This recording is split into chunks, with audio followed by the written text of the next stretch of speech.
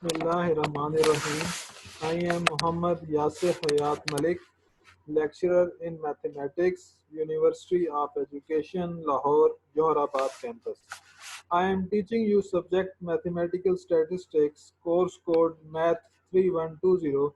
This course is designed for students of BS Mathematics 6th semester and MSc Mathematics 2nd semester. So far we have studied 16 lectures and now we start lecture number 17. Discrete probability distribution पढ़ रहे थे हम लोग। Discrete probability distribution में सबसे पहली distribution थी binomial probability distribution. तो लास्ट लेक्चर में हमने बायनॉमियल प्रोबेबिलिटी डिस्ट्रीब्यूशन को ख़त्म कर लिया। उसमें हमने क्या देखा था कि उस बायनॉमियल प्रोबेबिलिटी डिस्ट्रीब्यूशन का फार्मूला क्या है, उसके पैरामीटर्स क्या हैं, वो कब यूज़ करते हैं, उसकी रिक्वायरमेंट्स क्या हैं। उस पर फिर हमने उसके एक्सपेक्टेड वैल्यू फाइंड की थी, मूवमेंट जनरेशन फंक्शन फाइंड किए थे, कुछ रिजल्ट्स ले लिए थे। तो आज हम स्टार्ट करेंगे जो हमारी सेकंड टाइप है डिस्क्रीट प्रोबेबिलिटी डिस्ट्रीब्यूशन की, तो वो हम स्टार्ट करेंगे जिस हाइपर ज्योमेट्रिक डिस्ट्रीब्यूशन। तो उसको स्टार्ट करते हैं। हाइपर ज्योमेट्रिक डिस्ट्रीब्यूशन की डेफिनेशन है, there are many experiments in which the condition of independence is violated and the probability of success does not remain constant for all trials. Such experiments are called hypergeometric experiments. कि हमारे पास बहुत से ऐसे experiment है जिसमें condition independence की violet हो जाती है, कि जबकि हमने वहां पे बोला था, जब से पिछली जो डिस्ट्रीब्यूशन थी बायनॉमियल डिस्ट्रीब्यूशन में जब हमने बात की, उसमें हमारा पहले ही प्रॉपर्टी क्या थी, पहली रिक्वायरमेंट ही क्या थी कि एक्सपेरिमेंट जो है वो डिपेंडेंट नहीं होना चाहिए, इंडिपेंडेंट होना चाहिए। जबकि इसमें हाइपर ज्योमेट्रिक डिस्ट्रीब्यूशन में हमारे पास क्या है, हम एक्सपेरिमेंट को एक दूसरे एक्सपेरिमेंट पे डिपेंड करना चाहिए। मींस हम एक एक्सपेरिमेंट को अगर 10 दफ़ा परफॉर्म करते हैं तो जो पहली दफ़ा एक्सपेरिमेंट परफॉर्म किया वो सेकंड टाइम में पहली दफ़ा की डिपेंडेंस शामिल होनी चाहिए, तो फिर हम यूज़ कर सकते हैं हाइपर ज्योमेट्रिक डिस्ट्रीब्यूशन। और इसमें साथ क्या है कि probability of success does not remain constant for all trials. तो ऐसे एक्सपेरिमेंट क्या होते हैं, हाइपर ज्योमेट्रिक एक्सपेरिमेंट होते हैं। प्रॉपर्टीज या पॉइंट्स हमारे पास requirements. hypergeometric experiment has the following necessary points, properties या requirements। जिस तरह बायनॉमियल डिस्ट्रीब्यूशन में थी हमारे पास, तो सबसे पहली चीज क्या है, इसको भी हम दो हिस्सों में तकसीम करेंगे। The outcomes of each trail may be classified into one of two categories, success and failure। तो जिस तरह हमने बायनॉमियल डिस्ट्रीब्यूशन में हमने दो हिस्सों में तकसीम किया था आउटकम को, तो इसमें भी हम आउटकम को दो हिस्सों में तकसीम करेंगे। एक को हम सक्सेस बोल देंगे, एक को हम फेलियर बोल देंगे। The probability of success changes on each trail। जबकि वहां पे हमने क्या कहा था कि probability of success चेंज नहीं होती, तो यहाँ पे क्या कहेंगे हम, the probability of success changes on each trail। तो और फिर नेक्स्ट हमारे पास क्या है, the successive trails are dependent। यहाँ पे फर्क है, वहाँ पे हमारे पास क्या था, सक्सेसिव ट्रेल्स इंडिपेंडेंट होते हैं। कि जो हम एक दूसरा मैंने पहले भी बताया कि हमने एक एक्सपेरिमेंट परफॉर्म किया 10 टाइम्स, तो पहली दफ़ा जो परफॉर्म किया, जब सेकंड टाइम परफॉर्म करेंगे तो फर्स्ट टाइम की परफॉर्मेंस उस पर डिपेंड कर रही होगी। तो सेकंड टाइम की परफॉर्मेंस क्या होगी, फर्स्ट टाइम की परफॉर्मेंस पे डिपेंड कर रही होगी। तो इसलिए हम इसको बोल रहे हैं कि यहाँ पे हम हाइपरज्योमेट्रिक डिस्ट्रीब्यूशन में क्या चीज़ है, सक्सेसिव ट्रेल्स आर डिपेंडेंट। और फिर हमारे पास जो लास्ट प्रॉपर्टी इसकी क्या है, the experiment is repeated a fixed number of times. ये बायनॉमियल में भी यही था, यहाँ पे भी यही होगा, the experiment is repeated a fixed number of times. The number of successes x in a hypergeometric experiment is called a hypergeometric random variable। जो हमारे पास x जो random variable है उसको हम hypergeometric random variable कहेंगे। and its probability distribution is called hypergeometric distribution। क्योंकि हम ज़ाहिर किसी random variable x के लिए फाइंड करते हैं, तो आपके पास उसको हम उसकी x के लिए जब हम probability distribution फाइंड करेंगे, जो इन चारों पैरामीटर्स को सेटिस्फाई कर रहा होगा, जो इन चारों रिक्वायरमेंट्स को सेटिस्फाई कर रही होगी डिस्ट्रीब्यूशन, तो हम ऐसी डिस्ट्रीब्यूशन को बोलेंगे हाइपरज्योमेट्रिक डिस्ट्रीब्यूशन। तो when the hypergeometric random variable x assumes a value x, the hypergeometric probability distribution is given by the formula। तो हम जिस तरह x को वैल्यू अज्यूम करवाते हैं स्मॉल x, तो हमारे पास फार्मूला क्या होगा हाइपरज्योमेट्रिक डिस्ट्रीब्यूशन का, तो वो देख लेते हैं। फार्मूला हमारे पास ये आएगा, probability of x equals to x which is equal to k choose x n minus k choose n minus x divided by n choose n। So for x such that x varies from 0 1 to up to n and also x varies from 0 1 to up to k, means x n और k से ज्यादा बड़ा नहीं हो सकता, यहीं तक ही महदूद रहेगा x। तो यहाँ पे हमारे पास अब जाहिर है कि के और एन में से जो बड़ी वैल्यू होगी एक्स वहां तक होगा हमारे पास, क्योंकि ये हमारे पास के में से हमने एक्स को चूज करना है। इसी तरह अब के क्या है या एन क्या है, यहाँ पे पैरामीटर्स कौन कौन से हैं इनको भी हम देख लेंगे कि हमारे पास पैरामीटर यहाँ पे कौन कौन से यूज हो रहे हैं, तो ये चीजें हमने देखनी है। हाइपरजमेट्रिक डिस्ट्रीब्यूशन में क्या है, दोबारा से मैं पॉइंट्स को रिकॉल कर लूँ कि ये बहुत ज़रूरी बातें हैं जो हमने 4 पॉइंट्स हैं कि आउटकम ऑफ ट्रेल को हमने 2 हिस्सों में तकसीम करना है। एक हम बोलेंगे सक्सेस, दूसरे को हम बोलेंगे फेलियर। इसी तरह probability of success changes on each trail, जबकि वहाँ पे क्या था, वहाँ पे चेंज नहीं हो रहा था, यहाँ पे हम क्या कहेंगे, प्रोबेबिलिटी ऑफ सक्सेस हर पॉइंट पे चेंज हो रहा है। तीसरी चीज सबसे important, successive trials are dependent, जबकि बनामिल डिस्ट्रीब्यूशन में हमने कहा था सक्सेसिव ट्रेल्स डिपेंडेंट नहीं होते, इंडिपेंडेंट होते हैं, एक दूसरे पे कोई असर नहीं पड़ता। तो यहाँ पे असर पड़ता है, यहाँ पे हमने इसी वजह से बोला successive trials are dependent. The experiment is repeated a fixed number of times. तो यहाँ पे हम जो चौथी बात, ये बनामिल डिस्ट्रीब्यूशन और इसकी सेम है, पहली और फोर्थ प्रॉपर्टी सेम है। Experiment is repeated a fixed number of times. फिर हम फार्मूले पे आ रहे हैं। फार्मूला हमारे पास है probability of x equals to x equals to k choose x n minus k choose n minus x divided by n choose n। तो ये हमारे पास इसका फार्मूला है। इसमें जो जो वैल्यूज यूज हो रही हैं उनको हम अभी देख लेते हैं कि n यहाँ पे क्या है, number of units in the set और population. Capital N is number of units in the set और पॉपुलेशन। मींस जो हमारे पास कंप्लीट डाटा होगा कि होल क्लास होगी जिसका हमें फाइंड करने को कहा जा रहा होगा, वो हमारे पास कैपिटल एन होगा। इसलिए पॉपुलेशन की बात की जा रही है कि number of units in the bigger class, तो ये कैपिटल एन होगा।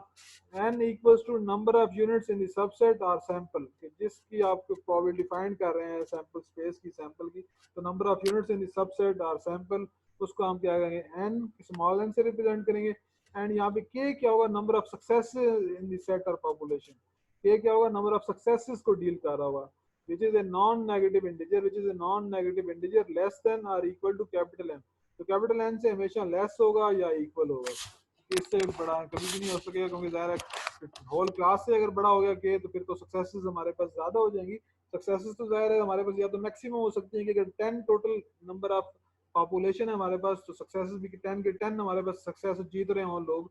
तो इस तरह से है कि हमारे पास कभी भी कैपिटल एन से ज़्यादा नहीं हो सकता।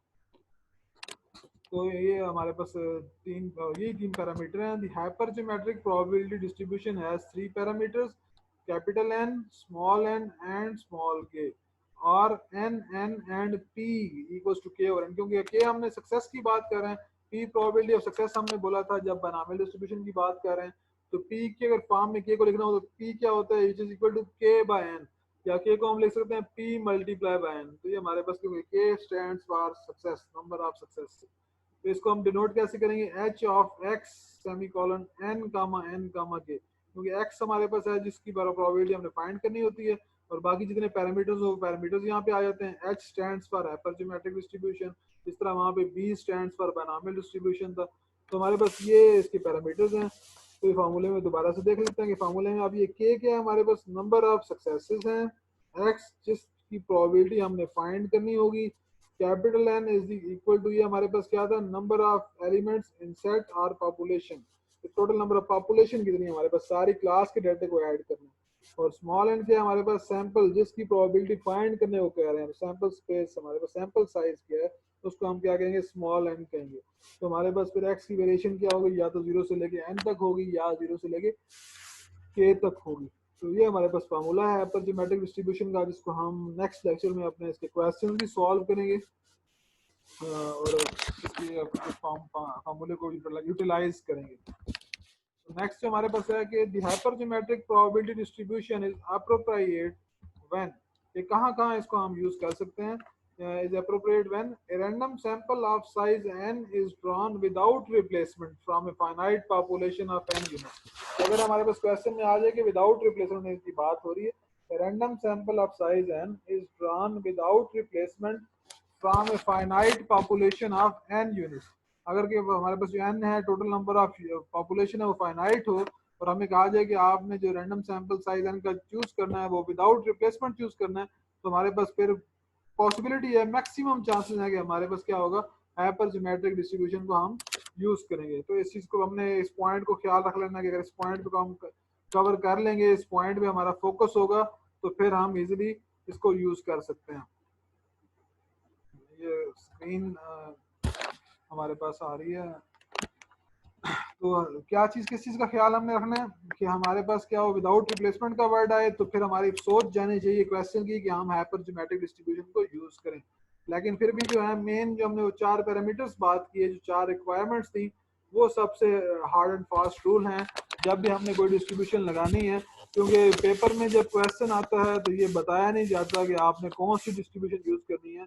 तो इसी तरह ये कुछ ट्रिक्स होते हैं जो हम जहन में मेमोराइज करते हैं।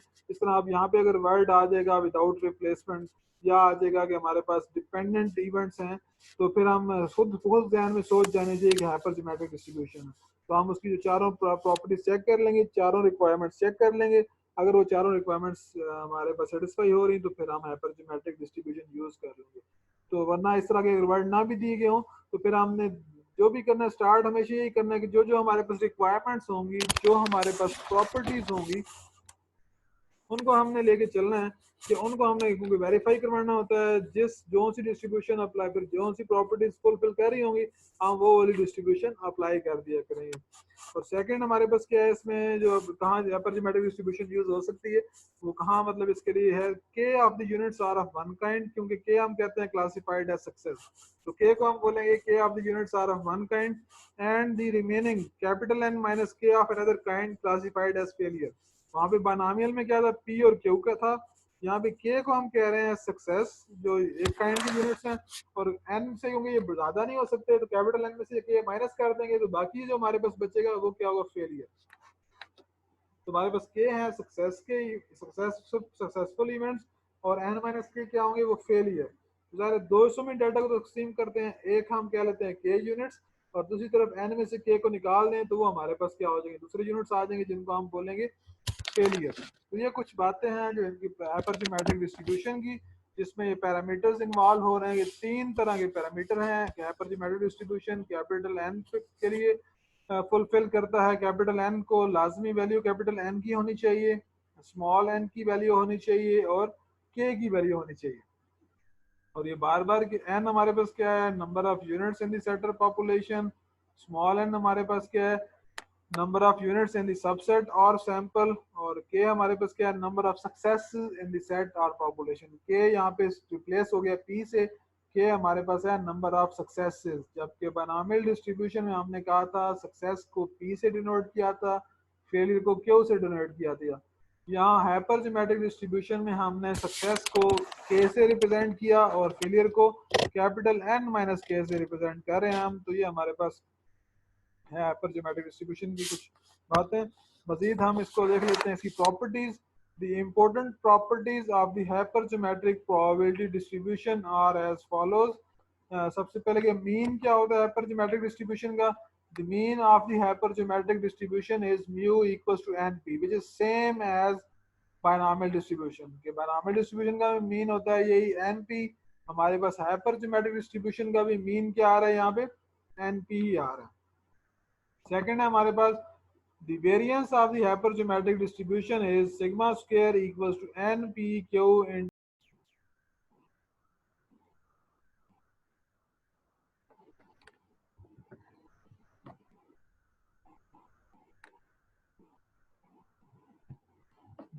the important properties of the hypergeometric probability distribution are as follows. The mean of the hypergeometric distribution is mu equals to np. This is just same as binomial distribution। binomial distribution का भी mean हमारे पास क्या था, वो np ही आ रहा था। तो hypergeometric distribution का भी मीन हमारे पास क्या है, np है। The variance of the hypergeometric distribution is sigma square equals to npq into n minus n divided by n minus 1, where p equals to k over n and q equals to n minus k over n। तो क्योंकि हम इसको variance को और mean को हम किस form में in terms of N P Q की फॉर्म में लिख रहे हैं, तो पी का पी, और हमारे पास क्योंकि पैरामीटर क्या था हाइपरज्योमेट्रिक डिस्ट्रीब्यूशन में, वो के था और स्मॉल एन था और कैपिटल एन था। पी को हम लिख रहे हैं के और एन